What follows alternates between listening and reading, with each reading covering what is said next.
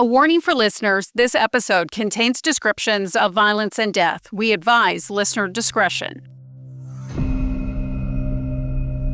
There was no inclination that we were going to walk up on the carnage that we walked up on. Officers go through extensive training to respond under pressure, but that night it feels as though Captain Tiener's training, experience, and instincts were tested like never before. Before I ever get home, it's all over international news.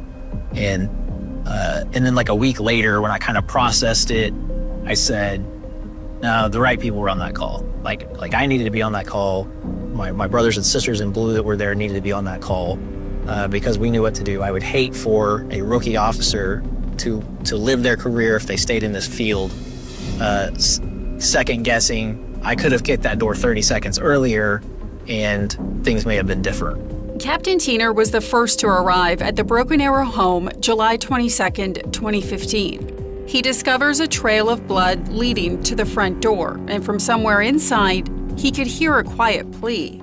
As he kicks the door in at 709 Magnolia Court, he discovers 13-year-old Crystal laying 8 to 10 feet inside and in desperate need of medical attention. The blood went all the way from outside through the doorway to where she was at, and she was losing a massive amount of blood.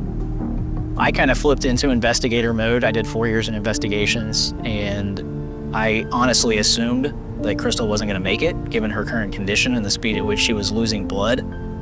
Couldn't even see all of her injuries. What Captain Tiener can see were 2 other victims, not the person or persons responsible for mutilating them. He starts talking to Crystal.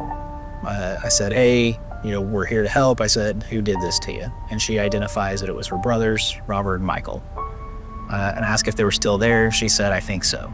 As backup arrives, Crystal is rushed to an ambulance.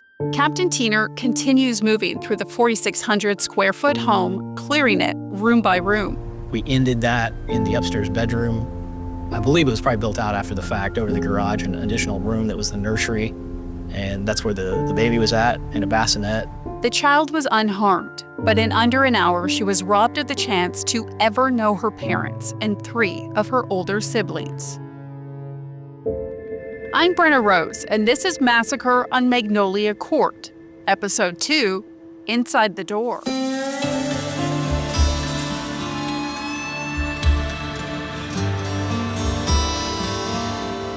It is a difficult day in this Broken Arrow neighborhood. For just behind me, a family of 5 stabbed to death. Let me show you the scene of what's happening right now. Broken Arrow police still continue to canvass the scene with the help of the Oklahoma State Bureau of Investigation.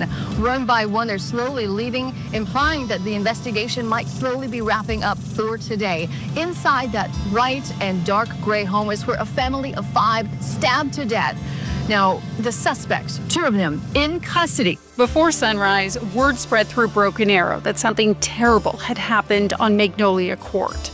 Neighbors stepped outside to dozens of cop cars, yellow police tape, and the street was lined with camera crews. By daylight, the entire state was watching. We know that officers responded here after receiving a call about an unknown problem. Once they got here, they made that gruesome discovery. 5 people dead, a young girl critically injured, and another juvenile who was not hurt. In the chaos of that night, nothing was clear, not even who managed to make that desperate call for help. My brother's attacking my family. At first, officers thought the 13-year-old girl found near the front door was the one who dialed 911, but later they learned it was her younger brother, Daniel. Crystal was the first victim in the attack. Her survival was uncertain. The one living victim, who's a juvenile, is currently at a Tulsa hospital receiving treatment for her injuries. She's currently critical, and last I heard, she's in surgery. Her throat was slit, and her injuries did not end there. She was stabbed repeatedly, suffering deep wounds to her abdomen and multiple injuries consistent with trying to block the attack. Someone gets in a fight, there's an altercation, you get a bloody nose or a busted lip, there's going to be some blood. There's not going to be this amount of blood. This was definitely an arterial bleed. So I knew we had somebody that was either had passed or was headed that direction quickly. Even with catastrophic injuries, Crystal refused to give up. The trail of blood Captain Tiener spoke of was not random. It was her path to survival. The fact that she was in that medical condition, that she was able to stay conscious, manipulate a door lock, get out the front door, leave all that evidence outside to know that we had something else inside. And then she was obviously attacked again and drugged back in the house and lived through all of that. She woke up after surgery in a Tulsa hospital unable to speak and had to communicate with a nurse through writing. It's there she learned her youngest sister was unharmed and identified her two older brothers as the attackers. Crystal had lived through the unthinkable, but survival came with its own kind of suffering.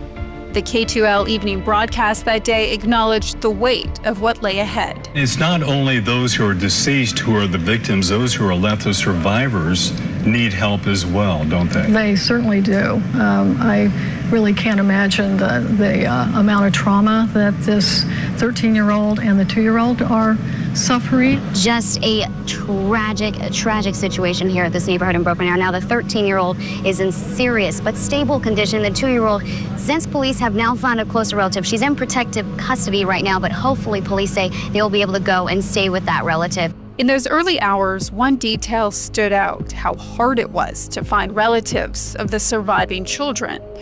Investigators noticed it too, and it raised a question that would stay with them. Why? As I started digging deeper into this case, my thoughts kept circling back to the same place: Crystal's strength. And I'm not the only one. She really is like the hero of this call for all of us, because we couldn't have done what we did without her. Part of that job? Arresting her two older brothers, who fled out the back of the home. Investigators quickly realized they hadn't gone far. A K-9 team, handler Mark Baldwin and his dog, picked up a trail leading into the nearby woods. Here's Broken Arrow Sergeant Thomas Cooper describing what happened next. They were apprehended in a greenbelt area behind the house, and they were arrested. A 16-year-old and an 18-year-old male were arrested.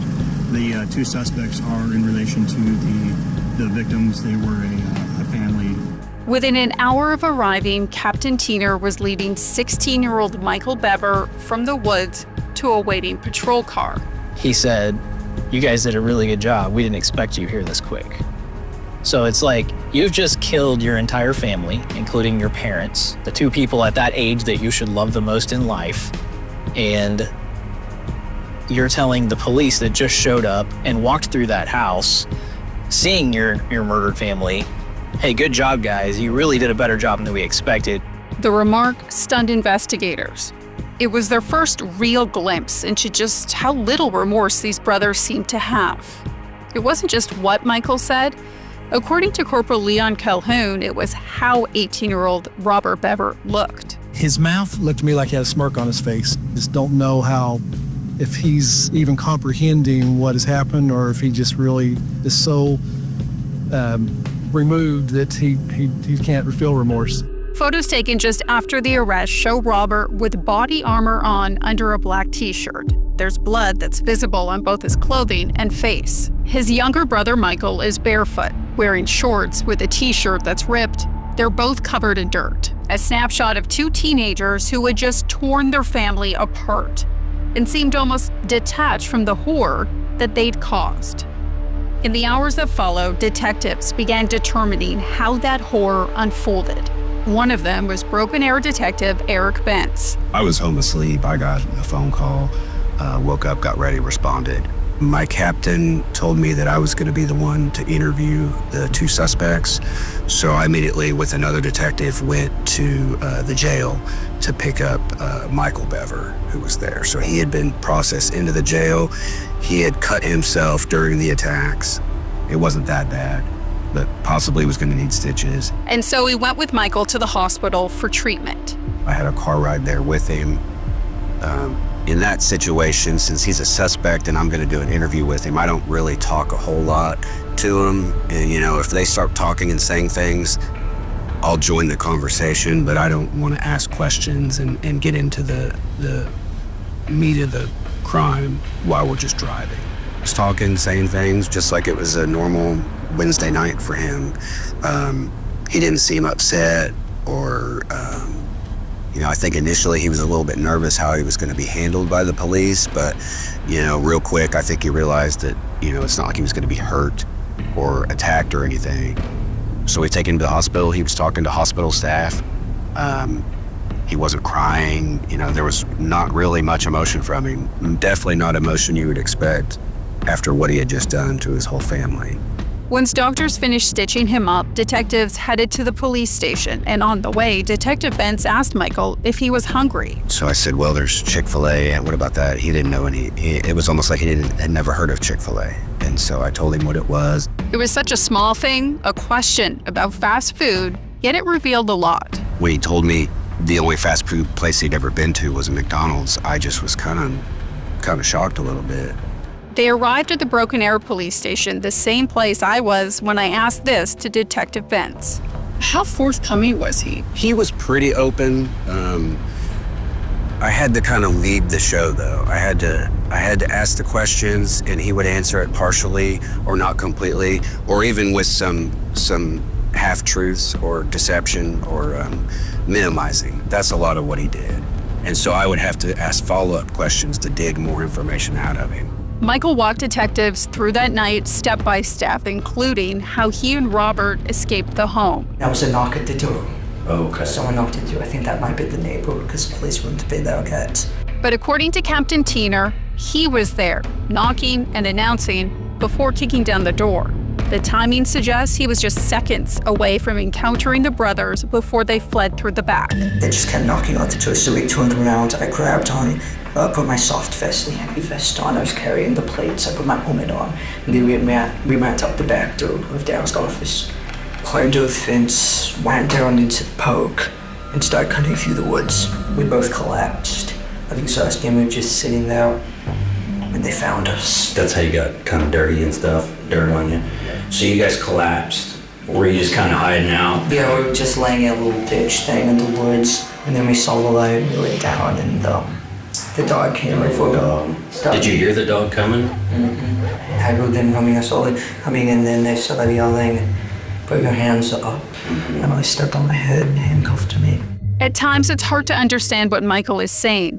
But what is clear, there's no emotion. None whatsoever. Mom came in yelling, "Call the police." And then he went over and stabbed her. Then he stabbed her? Yeah, he probably stabbing her, pushed her, footed down the hallway. What he's describing, the attack on his own mother. I started getting the idea that he was really trying to minimize his involvement in what happened. I felt like he was in a state of shock almost, even though he's a suspect and he assisted in murdering 5 of his family members. That's still a trauma, even if you're the one doing it, and it's not like he's ever experienced anything that gruesome before. So I think it did affect him emotionally. So his emotions were very flat, and he just seemed like he was a little nervous, a little bit scared almost. And you can kind of tell like it's slowly setting in what he's done. And he still just had no understanding. Michael's description of what happened to his father is just as mechanical. They got a little bit of fight, but they eventually, Raoul got him down. Did he cut his throat too? He nods his head. Where did that happen? In our room. In your room? Yeah. Where were you? I was standing in the hallway. Okay. So did you see him cut your dad's throat? Michael nods again. Did he stab him other places too? I don't know. I think he just met with the funeral. And then basically after that, the funeral was pretty much dead. We forgot about it all. Who was dead? Everyone, I think. Okay. It looks like they were dead except for Crystal. She was lying in the TV screaming. What he says next is chilling. Then there was Autumn. She's a baby. She's about to toddler. She was up in her bed. Was that the plan, was to kill her too, though? This one kept the humor, yeah. Those words matched what investigators had already found inside the Bever home, and soon those details would reach the public. On top of that, the carnage wasn't supposed to just stop here. They had potentially a list of other victims that they were going outside of their family. Yes, outside of their family. Former K2L News anchor Kristen Dickerson has a look of bewilderment, her mouth open as she absorbs the information in real time and live on air. The the scope of the carnage and the blueprint showing this was only the beginning. Next on Massacre on Magnolia Court.